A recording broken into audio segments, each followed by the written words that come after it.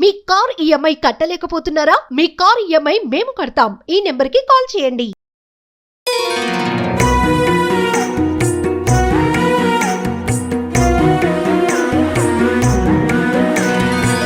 జై శ్రీకృష్ణ. ఆండాల్ తిరువడిగళే శరణం. చూస్తూనే 9వ రోజుకి వచ్చేసాం. 9వ పాశం ఈరోజు చాలా చాలా చక్కటి గోపిక, నవవిధ భక్తులు కలిగిన గోపిక, పరమాత్మతో మనకుండే నవవిధ సంబంధాలు తెలిసిన గోపిక. పాసురం కూడా నవమ పాసురం అంటే 9వ పాసురం చూద్దాం. தூமணி மாடத்து சுத்தும் விளக்கெரியா தூபம் கமஷா தூயிலனை மேல் கண் வளரும் మామాన్ మగళే. ఓ మామ కూతురా అంటున్నారు. మణికదవం தாழ்த்திரவாய் மாமீரவளை எழுப்பீரோ உன்மகள்தான் ஊமையோ அன்றிச்செவிடோ அனந்தலோ ஏமப்பெருந்துயில் மந்திரப்பட்டாளோ மாமாயன் மாதவன் வைகுந்தன் என்றென்று நாமம் பலவும் நவின்று ఏలోరెంబావాయ్.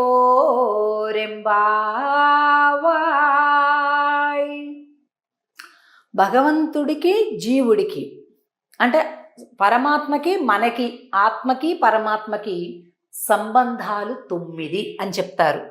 ఆ సంబంధాలు ఎన్ని? 9. ఈ పాశం ఎన్నోది? 9వది. 9వ పాశంలో నిద్ర మేలుకొలపబడేటటువంటి గోపిక పరమాత్మతో 9 విధాలైనటువంటి సంబంధాలు కలిగి ఉన్నటువంటి గోపిక. ఏంటట అవి? పితా పుత్ర సంబంధం, ఆయన తండ్రి, మనం బిడ్డలం. రక్ష్య రక్షక సంబంధం అంటే అందరినీ రక్షించేవాడు భగవానుడు, రక్షించబడేటటువంటి వాళ్ళ మనం. ఆయన రక్షిస్తాడు, మనం ఆయన రక్షణ తీసుకుంటాం. శేషి భావం అంటే ఆయన శేషి, మనం శేషభూతులం, చెందిన వాళ్ళం మనం.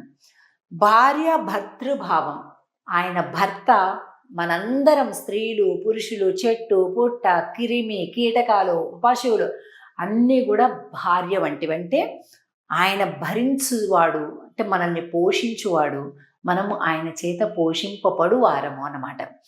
అలాగే జ్ఞాతి జ్ఞేయ సంబంధం, ఆయన సర్వము తెలిసినటువంటి పరమాత్మ, మనము ఆయన చేత తెలియబడేటటువంటి వాళ్ళం. స్వస్వామి భావం, ఆయన స్వామి. మామూలుగా స్వామి స్వామి అంటుంటాం కదా, స్వామి అంటే ఏంటి? సొత్తు కలిగిన వాడు అని అర్థం. ఏంటా సొత్తు? మనమే సొత్తు. ఈ జీవులందరూ కూడా ఆయన సొత్తు, అది ఆయన అనమాట. ఆధార ఆధేయ భావం అంటే ఈ జగత్తు మొత్తానికి ఆయన ఆధారభూతుడు, ఆధేయము. అలాగే ఆయన ఆధారము, మనము ఆధేయము, ఆయన మీద డిపెండ్ అయి ఉంటాం. అలాగే శరీర ఆత్మ భావం, పరమాత్మ ఆత్మ, మనం పైన శరీరం. ఏముందండి లోపల జీవుడు లేకపోతే శరీరానికి ఏం విలువ? అలాగే పరమాత్మ యొక్క శరీరమే ఈ సృష్టి అంతా కూడా. భోక్తృభోగ్య భావం అంటే ఆయన అనుభవించేవాడు, మనము అనుభవింపబడేవాళ్ళం అన్నమాట. ఇలాగ 9 సంబంధాలు ఎప్పుడైతే భగవంతుడికి మనకి ఉన్నటువంటి వాటిని మనం అర్థం చేసుకుంటామో అప్పుడు నిజమైనటువంటి భక్తి ఉదయిస్తుందన్నమాట. కనుక ఈ పాశంలోని గోపిక పరిశుద్ధమైనటువంటి తూమణి మాడత్తు, మంచి పరిశుద్ధమైన నవరతనాల మేడలో ఉందట ఈవిడ. ఆ గోపికను నిద్ర మేలుకొలుపుతూ ఓమయో అన్రి చెవిడో ఆనందలో ఏమప్పెరింతయల్ మందిర పట్టాలో అంటూ పాడుతున్నారు. ఓ మామ కూతురా అంటూ. అంటే ఈ పాసురంలోని సంబంధం దేహ సంబంధం, ఆత్మ సంబంధం అండి. మామూలుగా ఆత్మ సంబంధం ఒక్కటే ఉంటుంది భగవద్భక్తులకి మనకి, అంటే సోల్ ఫ్రెండ్స్ అంటుంటాం. కానీ దేహ సంబంధం అంటే మన చుట్టాలు పక్కాలు. ఎప్పుడైతే ఆత్మ సంబంధం దేహ సంబంధం రెండూ కలిసి ఉంటాయో చాలా బాగుంటుందట. ఎప్పుడు అవే మాట్లాడుకోవచ్చు, చక్కగా మనం ఆనందించవచ్చు. మామాయన్ మాధవన్ మామాన్ మగళే మామీర్ అవళ యజుప్పీరో ఉన్ మగల్దాన్ ఊమయో అన్రిచ్చేవిడో. ఇక్కడ చూసారా, అగో ఓ అత్త నువ్వైనా లేపచ్చు కదా, పక్కనే ఉన్నావు కదా, ఆమెంట అలా నిద్రపోతుంది, ఎవరో మంత్రం వేసేస్తే పడుకున్నట్టుగా పడుకుంది ఆవిడ, నువ్వు పక్కనే ఉన్నావు కదా అత్త, నువ్వన్నా లేపచ్చు కదా అని అంటూ మామాయన్ మాధవన్ వైగుందన్ ఎండ్రెండ్రు నామం. ఇందులో మామాయన్ అంటే ఏంటి? ఆశ్చర్యకరమైనటువంటి గుణములు కలిగిన వాడు అని అర్థం. మాధవన్ మాధవుడు అంటే మనల్ని అందరినీ కాపాడేటటువంటి వాడు, లక్ష్మీ అమ్మకు భర్త అయినటువంటి వాడు, వైగుందన్ వైకుంఠవాసుడు అయినటువంటి స్వామిని ఎండ్రు ఎండ్రు నామం అనేక విధాలుగా నామం పాడదామమ్మా. అసలు తిరుప్పావేలో కనుక మనం చూసినట్లయితే బాగా ఎక్కువ దేనికి ప్రాధాన్యత చెప్తుంది ఆండాళ్ళంటే, ఒకటి వినండి, రెండు పాడండి. ఏం వినాలి? పెద్దల మాటలు వినాలి, పాడాలి. ఏం పాడాలి? స్వామి గానం పాడాలి. తర్వాత స్నానం చేయండి. స్నానం ఏం చేయాలి? ఆత్మకు స్నానం, శరీరానికి స్నానం. ఈ మూడు ప్రధానంగా చెప్తున్నది. కాబట్టి చక్కగా మనం ఎవరెవరితోటో పోల్చుకొని నాకు పాటలు రావండి, అది రావండి, ఇది రావండి ఏం లేదు. పాడేస్తుంటే ఆండాళ్ళ తల్లే మన అనుగ్రహించి ముందుకు నెట్టేస్తుంది. కాబట్టి చక్కగా హాయిగా ఎలుగెత్తి, తప్పులు పోతే పాపాలండి ఏమీ లేదు, పాపం లేదు, ఏమీ లేదు. అమ్మవారే మన వెంట ఉన్నారు. అమ్మవారు మన యొక్క శ్రద్ధను చూస్తుంది.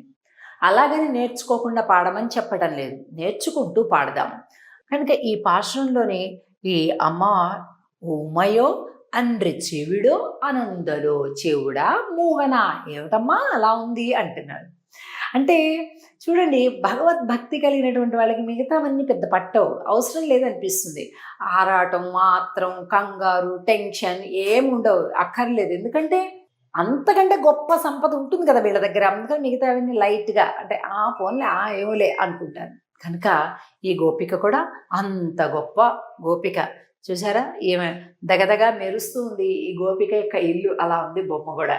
కాబట్టి ఈ 9వ పాశ్రంలోని గోపిక చక్కటి జ్ఞానం కలిగిన, భక్తి కలిగిన గోపిక ఈవేళ మేలుకొల్పబడింది. ఇక రేపటి రోజు ఇంకొక గొప్పనైనటువంటి గోపికను మేలుకొలుపుదాం 10వ పాశ్రంలో. ఆండాళ్ తిరువడిగళే శరణం. జై శ్రీకృష్ణ.